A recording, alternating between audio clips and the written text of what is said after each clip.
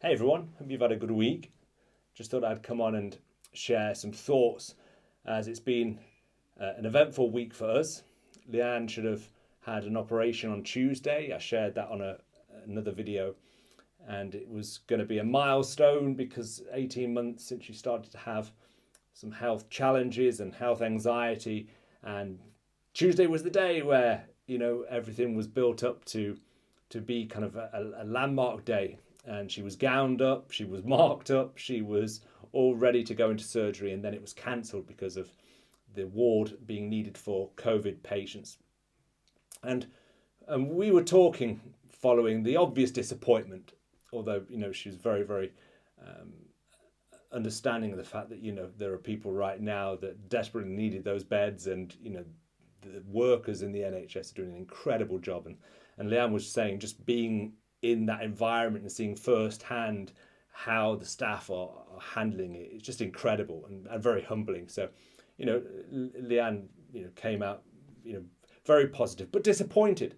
And disappointment, how we handle disappointment, I was thinking about and reflecting on this is really important. And let's face it, I'm sure we've all handled disappointment in positive ways and negative ways, constructive ways and destructive ways. But I just thought I'd share this because I really feel that this may help some people right now. Because I think in life there's some things that we just have to accept.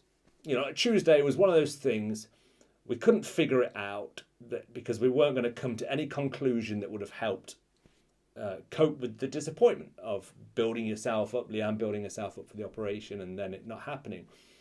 Spending time trying to figure it out would have created frustration. It was one of those things that you just have to accept, and in that moment be grateful, as we were when we drove away from the hospital, grateful for the NHS, grateful for incredible servants in the health industry, and grateful for health.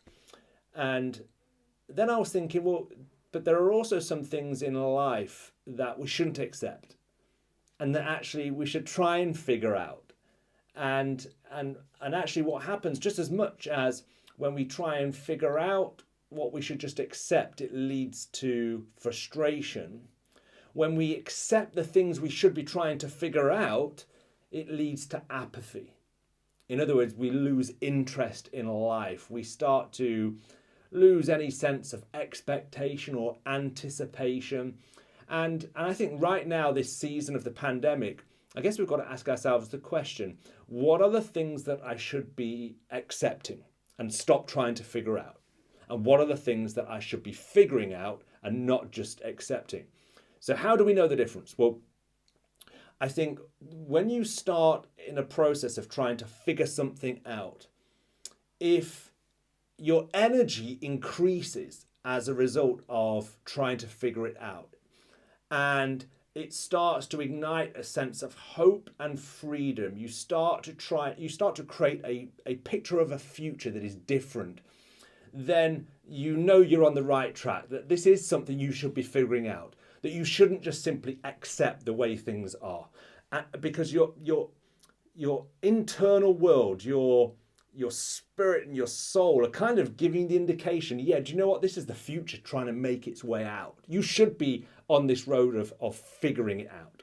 And to do otherwise would be simply to accept the fact that things won't change and you lose a sense of hope. And there's a proverb in the Bible that says, hope deferred makes the heart sick. And you are built and wired for hope, okay? So when you're figuring it out and energy increases, then you're on the right track.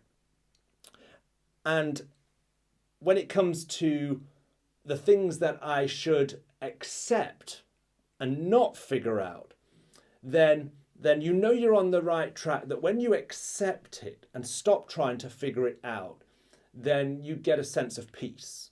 You get a sense of relief, that something starts to lift off you. Okay, so you know that you're doing the right thing.